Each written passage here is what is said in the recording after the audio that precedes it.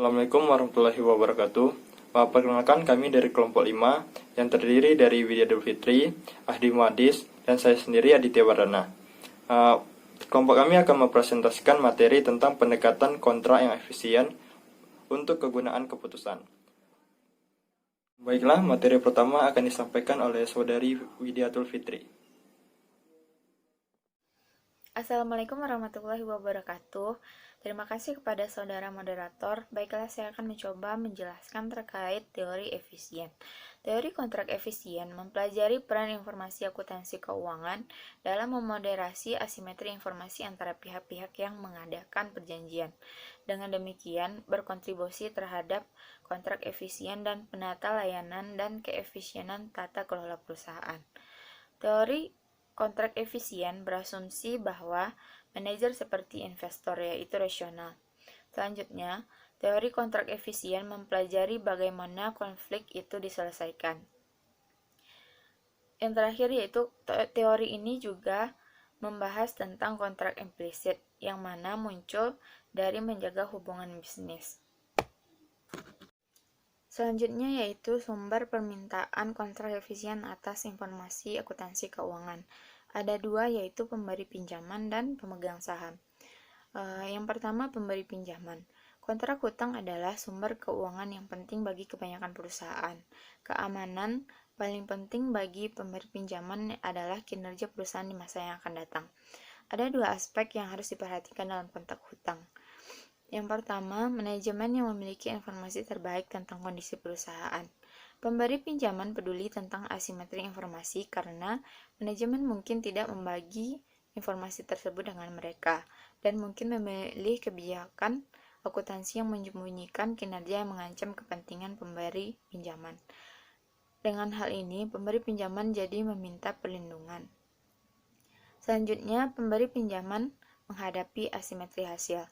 Tidak seperti investor, keuntungan dari pemberi pinjaman ini terbatas jika perusahaan memiliki kinerja yang baik. Jadi, pemberi pinjaman meminta kebijakan akuntansi keuangan yang membantu mencegah kesulitan keuangan dan menyediakan early warning system jika kesulitan mengancam. Selanjutnya, pemegang saham. Manajer diasumsikan berlaku sesuai dengan kepentingannya sendiri, dan asimetri hasil mencegah pemegang saham mengawasi langsung usaha manajer dalam menjalankan perusahaan, yaitu moral hazard. Manajer mungkin melalaikan usaha dan menutupi overstatement dan keuntungan kecil seperti overvaluation aset dan mengatur pendapatan ke depannya.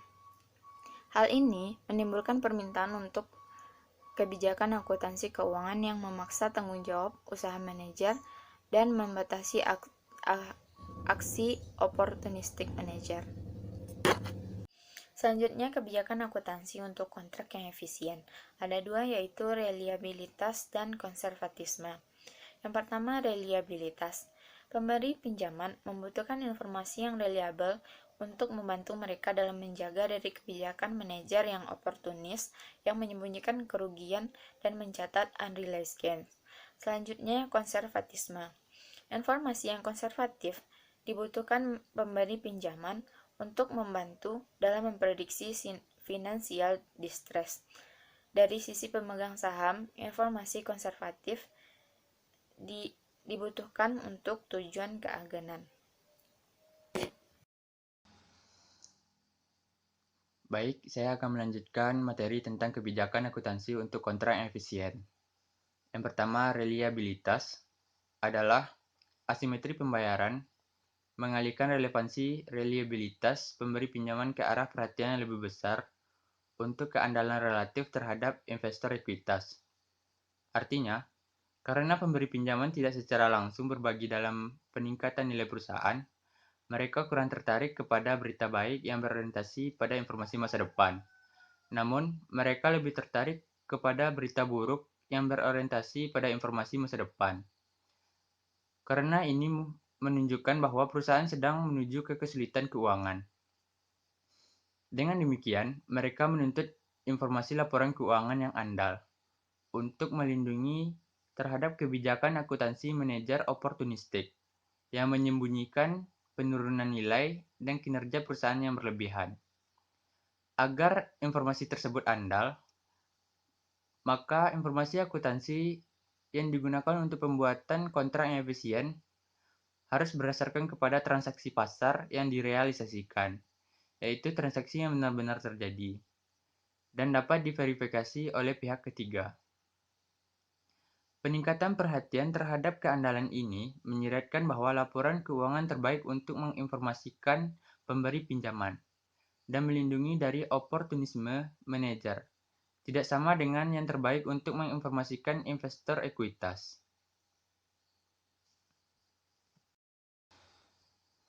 Yang kedua, yaitu konservatisme, adalah asimetri pembayaran yang menciptakan permintaan untuk konservatisme bersyarat, yaitu impairment test.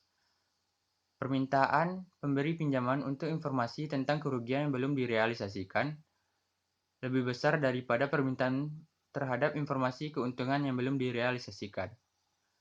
Hal ini karena keuntungan yang belum direalisasikan diyakini kurang berguna dalam memprediksi kesulitan keuangan perusahaan.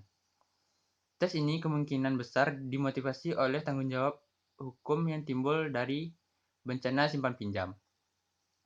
Konservatisme juga memberikan sistem peringatan dini tentang kesulitan keuangan yang akan datang, yaitu dengan menciptakan pernyataan sistematis understatement atas nilai bersih aset,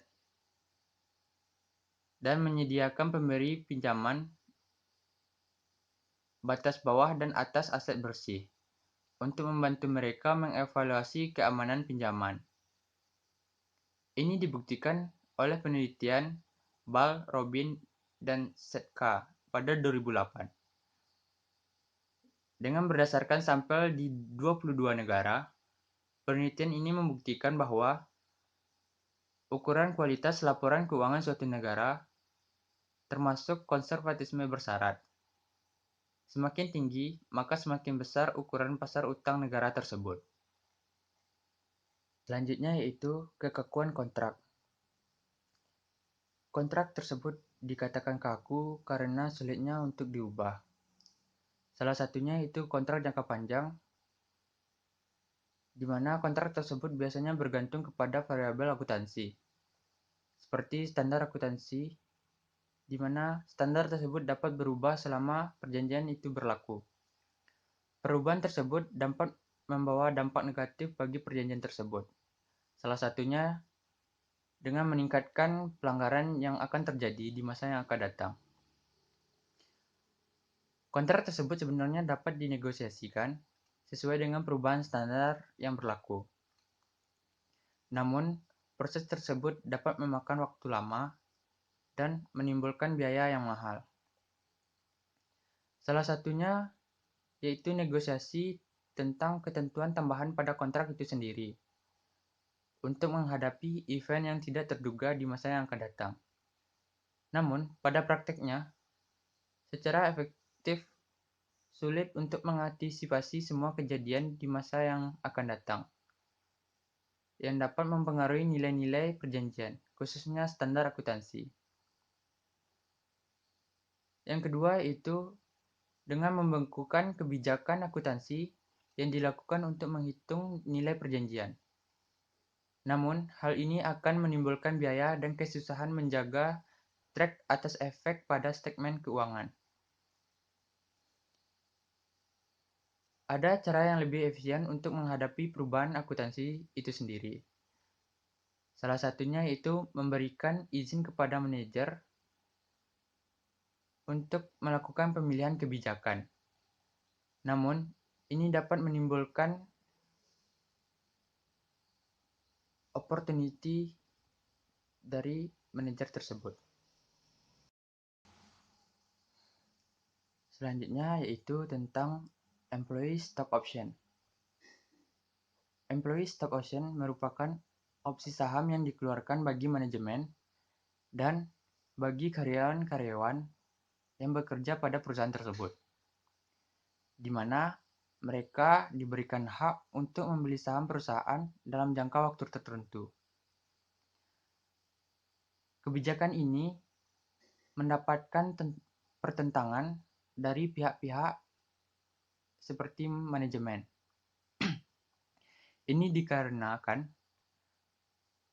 kemungkinan bahwa manajemen tidak menerima adanya efisiensi pasar sekuritas.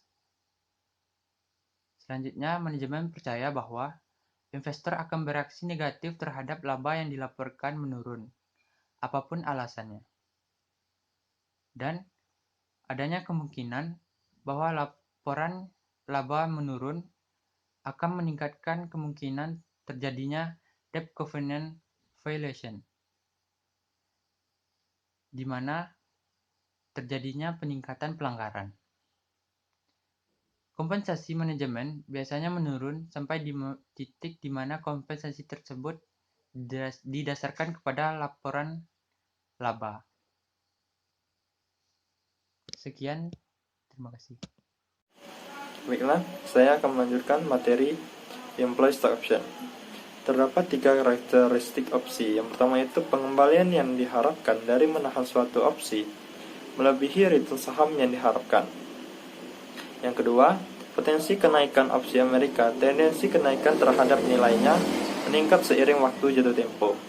Dan yang ketiga, jika opsi deep in the money, artinya jika nilai saham dasar jatuh lebih tinggi dari harga exercise price-nya, maka hasil dari menahan opsi tersebut dan probabilitasnya sangat mendekati hasil. Dan probabilitasnya itu dari menahan saham dasarnya. Ada 2 keadaan di mana karyawan melaksanakan opsinya. Yang pertama itu, jika isu mencakup nilai uang sedikit atau risiko substansial terjadi hasilnya 0. Waktu sampai jatuh temponya singkat, sedangkan pengorbanan untuk potensi kenaikan dan karyawan tersebut harus menahan saham yang diperolehnya, maka penghindaran risiko yang dapat memicu pelaksanaan lebih awal. Keadaan yang kedua yaitu jika isu menyangkut banyak uang, waktu sampai jatuh temponya singkat, dan karyawan dapat menahan maupun menjual saham yang diperolehnya dan menginvestasikan hasilnya pada aktiva yang tidak berisiko. Untuk materi selanjutnya itu tentang kontrol yang efisien atau opportunistic. Pilihan kebijakan akuntansi manajer itu didorong oleh 2 hal, yaitu oleh oportunisme atau efisiensi. Jika kebijakan akuntansi manajer yang diarahkan oleh oportunisme akan menghasilkan keuntungan bagi manajer pada expense investor, manajer akan memilih kebijakan akuntansi untuk memaksimalkan utilitas yang mereka harapkan. Tetapi jika kebijakan akuntansi manajer itu diarahkan oleh efisiensi, manajer akan memilih kebijakan akuntansi untuk memaksimalkan efisiensi kontrak.